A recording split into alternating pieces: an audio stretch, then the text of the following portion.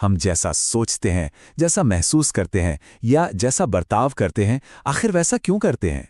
ये एक ऐसा सवाल है जो सदियों से इंसानों को उलझाता आया है। तो चलिए आज मनोविज्ञान की दुनिया में उतरते हैं और इंसान के दिमाग को समझने के इस दिलचस्प सफर पर निकलते हैं।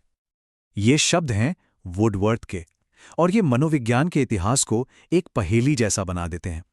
ऐसा लगता है मानो मनोविज्ञान ने अपनी पहचान खोजने के लिए अपनी सबसे कीमती चीजें एक एक करके छोड़ दी हों। तो आखिर इस फील्ड का फोकस रहा क्या है?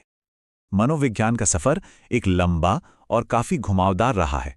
ये शुरू हुआ था बहुत पहले आत्मा की स्टडी के तौर पर। फिर 1800 के दशक तक फोकस मन पर आ गया। 20वीं सदी की शुरुआत में बात चेतना की होने लगी और फिर एक बहुत बड़ा मोड़ आया। सदी के बीच तक आते आते मनोविज्ञान ने अपना पूरा ध्यान उस चीज पर लगा दिया जिसे हम देख सकते हैं, जिसे हम माप सकते हैं, यानी व्यवहार पर। तो सवाल ये उठता है कि शुरुआती मनोवैज्ञानिकों ने दिमाग जैसे इस विशाल अनजाने इलाके का नक्शा बनाने की कोशिश कैसे की? चलिए उन पहली विचारधाराओं को देखते हैं जिन्होंने इस उलझी हुई दुनिया को समझने की कोशिश की। दिमाग को समझने की शुरुआती कोशिशें दो बड़ी टीमों में बटी हुई थीं। एक तरफ था संरचनावाद, जिसके लीडर थे विल्हेम वुंड। उनका सवाल था, ये मन आखिर बना किस चीज से है? वो चेतना को उसके छोटे छोटे हिस्सों में तोड़कर देखना चाहते थे, बिल्कुल एक केमिस्ट की तरह। दूसरी तरफ था प्रकार्यवाद, जिसे विलियम जेम्स लीड कर रहे थे।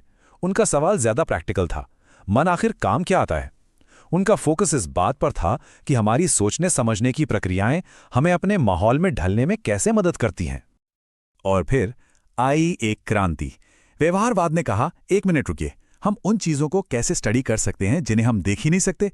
उन्होंने हमारे विचारों और भावनाओं जैसी अंदरूनी चीजों को एक ब्लैक बॉक्स मान लिया, एक ऐसा बक्सा जिसके अंदर क्या है हमें नहीं पता। और उन्होंने अपना पूरा ध्यान सिर्फ उस चीज पर लगाया जो बाहर से दिखती है, यानी हमारे व्यवहार पर। तो अगर सिर्फ बाहरी व्यवहार को ही स्टडी किया जा सकता है, तो सबसे जरूरी चीज क्या बन जाती है? सीखना, यानी लर्निंग।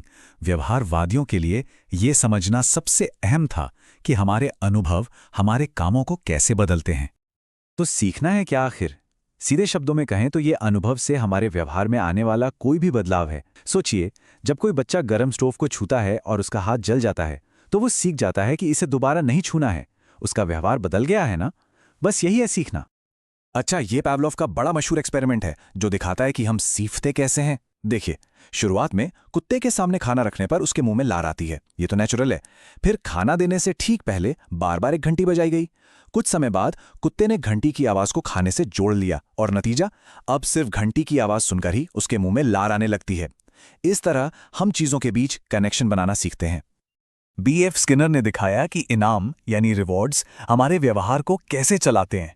इसे ऐसे समझिए, एक फैक्ट्री वर्कर जिसे हर 10 पीस बनाने पर पैसे मिलते हैं, यह है स्थिर अनुपात। अब एक स्लॉट मशीन के बारे में सोचिए जो कभी भी जैकपॉट दे सकती है, यह है परिवर्तनीय अनुपात। और यही वजह है कि यह इतना एडिक्टिव होता है। इसी तरह हर शुक्रवार को मिलने वाली सैलरी स्थिर अंतराल का उदाहरण है। ये सारे तरीके हमारे काम करने के ढंग पर अलग अलग असर डालते हैं। व्यवहारवादियों ने तो मन को एक ब्लैक बॉक्स कह दिया था, लेकिन आज का मनोविज्ञान उस बक्से को खोलने की हिम्मत कर रहा है। चलिए देखते हैं कि हमें दिमाग और इंटेलिजेंस के बारे में क्या पता चला है। एक औसत इंसान के दिमाग का वजन सिर्फ 1.36 किलो होता है। सुनने में शायद ज्यादा ना लगे, है ना? लेकिन ये अब तक ज्ञात हमारे यूनिवर्स की सबसे पावरफुल और कॉम्प्लेक्स चीज है। और इसकी ताकत का अंदाजा लगाना है तो इसकी भूख देखिए। हमारा दिमाग, जो शरीर के वजन का सिर्फ 2% है, वो हमारे रोज की 20% कैलोरी अकेले ही खा जाता है, और वो भी तब जब हम आराम कर रहे हों। जब हम कहते हैं कि कोई स्मार्ट है, तो हमारा मतलब क्या होता है? हार्वर्ड गार्डनर ने इस सोच को चैलेंज किया कि इंटेलिजेंस बस एक ही तरह की होती है।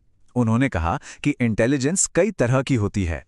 कोई शब्दों का जादूगर हो सकता है, तो कोई म्यूजिक में जीनियस, कोई स्पोर्ट्स में कमाल का हो सकता है, तो कोई दूसरों के मन की बात समझने में माहिर। इससे हमें इंटेलिजेंस को एक बहुत बड़े और बेहतर नजरिए से देखने में मदद मिलती है।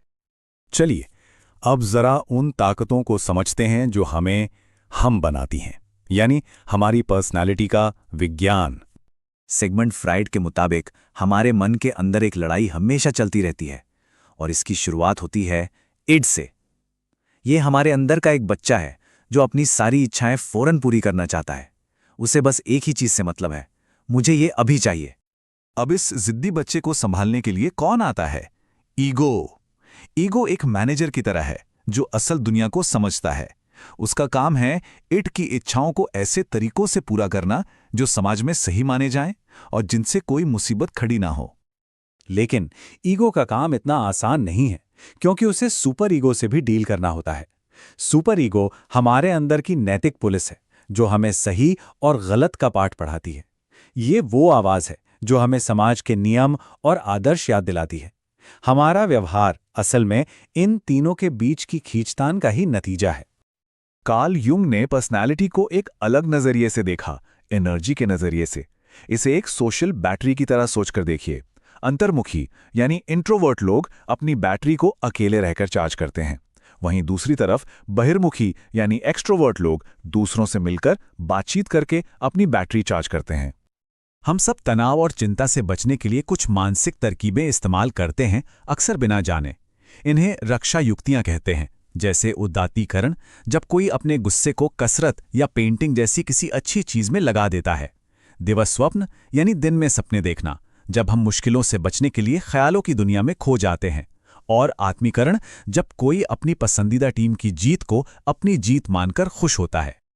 तो कहाँ से शुरू हुए और कहाँ आ गए? आत्मा की खोज से लेकर व्यवहार के विज्ञान तक। और अब जब हम दिमाग के राज खोल रहे हैं, तो क्या हम वापस मन के उन्हीं गहरे सवालों पर नहीं लौट रहे हैं जहां से ये सब कुछ शुरू हुआ था? ये एक ऐसा सवाल है जो आने वाले समय में मनोविज्ञान की दिशा तय करेगा।